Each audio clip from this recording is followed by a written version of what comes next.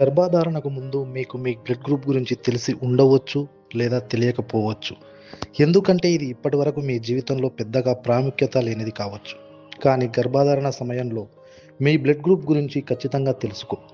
ఒకవేళ blood group negative ఉన్నట్లయితే ఎలాంటి జాగ్రత్తలు తీసుకోవాలో వనపర్తి ప్రభుత్వ అసోసియేట్ డాక్టర్ రెహుజా గారిని అడిగి తెలుసుకుందాం. ప్రెగ్నెన్సీ సమయంలో RH నెగిటివ్ బ్లడ్ గ్రూప్ ఉన్నవారు వైద్యుడిని సంప్రదించి RH అనుకూలత సమస్యను నివారించడానికి ఇమ్యునోగ్లోబిన్ ఇంజెక్షన్ వంటి చికిత్సలు తీసుకోవాలి. ఇది తల్లి మరియు బిడ్డకు ఎలాంటి హాని జరగకుండా నిరోధిస్తుంది. అలాగే గర్భధారణ సమయంలో రక్త పరీక్షలు మరియు ప్రత్యేక శ్రద్ధ అవసరం.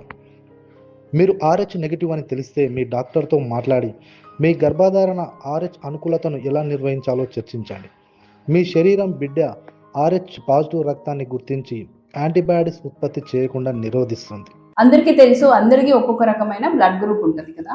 సో అందులో కొన్ని పాజిటివ్ బ్లడ్ గ్రూప్స్ ఉంటాయి, కొన్ని నెగిటివ్ బ్లడ్ గ్రూప్. సో తల్లికి పాజిటివ్ బ్లడ్ గ్రూప్ ఉంటే ఎటువంటి కాంప్లికేషన్స్ అనేది జరిగే అవకాశాలు తక్కువ.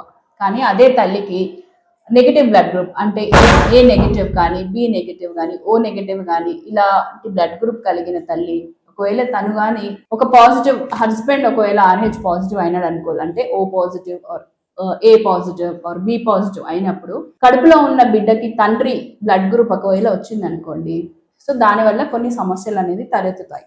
సో ఫస్ట్ అండ్ ఫార్మోస్ట్ ఏంటంటే మొదటి ప్రెగ్నెన్సీలో ఈ రక్త కణాలు ఏదైతే యాంటీజెన్స్ అండ్ యాంటీబాడీస్ అంటాయో ద ఫస్ట్ టైం ఆ పాజిటివ్ తండ్రి వల్ల బ్లడ్ గ్రూప్ వల్ల ఉన్న బ్లడ్ గ్రూప్ పిండము తల్లిలో ఉన్నప్పుడు ఈ ఈ ఇద్దరి మధ్యలో ఒకలాంటి రక్త మార్పిడి జరిగినప్పుడు తల్లిలో కొన్ని డిఫరెంట్ కైండ్ ఆఫ్ యాంటీబాడీస్ అనేవి ఏర్పడతాయి. సో దీనివల్ల ఫ్యూచర్ ప్రెగ్నెన్సీ అంటే ఫస్ట్ ప్రెగ్నెన్సీలో ఉత్త ఎక్స్పోజర్ అవుతుంది కాబట్టి ఈ ఫస్ట్ బేబీ దాదాపు 99% హెల్తీగానే పుడతారు. మనం తగిన ట్రీట్మెంట్స్ జాగ్రత్త మళ్ళీ ప్రెగ్నెన్సీలో మాత్రం ఖచ్చితంగా మళ్ళీ ఇంకొకసారి RH పాజిటివ్ ఫీటసే గర్భధారణ చేసినట్లయితే మాత్రం ఈ తల్లిలో ఆల్రెడీ డెవలప్ అయిన యాంటీబాడీస్ వల్ల ఆ పుట్టబోయే బిడ్డకి చాలా నష్టం జరిగే అవకాశాలు ఉంటాయి. సో దానివల్ల బిడ్డ అనేది చాలా రక్తహీనతకు గురయ్యి అందులో ఎనీమియా నుంచి కూడుకొని కడుపులోనే చనిపోయే ప్రమాదం కూడా ఉంటుంది. సో ఇలాంటప్పుడు తీసుకోవాల్సిన జాగ్రత్తలు ఏంటంటే ఫస్ట్ ఆఫ్ ఆల్ మీరు ఒకవేళ నెగిటివ్ బ్లడ్ గ్రూప్ అయితే మీ హస్బెండ్ బ్లడ్ గ్రూప్ ఫస్ట్ చేయించుకోవాలి. ఒకవేళ తను నెగిటివ్ అయితే నో ప్రాబ్లం ఎట్ ఆల్. కానీ ఒకవేళ తను పాజిటివ్ అయింది అనుకోండి, ఈ పాజిటివ్ ఫీటస్ అంటే కడుపులో ఉన్న బిడ్డ బ్లడ్ గ్రూప్ ఏంటి మనం తెలుసుకోవాలి. అలాంటి దానికి కొన్ని బ్లడ్ టెస్ట్లు అనేవి ఉంటాయి, యాంటీజెన్స్ అండ్ యాంటీబాడీస్ అని.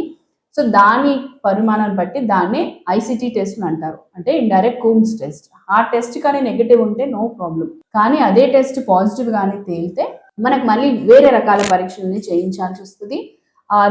అండ్ 28 వీక్స్ ఆ టైంలో ఇమ్యునైజేషన్ అని అంటే వ్యాక్సినేషన్ అనేది ఒకటి మనకి అవైలబుల్గా ఉంది. అది మన బాడీలో డెవలప్ అయిన యాంటీజెన్స్ని కాంపాక్ట్ చేయడానికి హెల్ప్ అవుతుంది. సో అది ఒకసారి 28 వీక్స్లో అదొక వ్యాక్సినేషన్ తీసుకోవాల్సి వస్తుంది. దాని తర్వాత డెలివరీ అయిన తర్వాత బిడ్డకి బ్లడ్ గ్రూపింగ్ చేయించి ఒకవేళ బిడ్డ కానీ పాజిటివ్ అయితే మనం వితిన్ 3 days అంటే 72 hours లోపల ఈ యాంటీబాడీ డోస్ అనేది ఇమ్యునైజేషన్ ఇవ్వాల్సి వస్తుంది.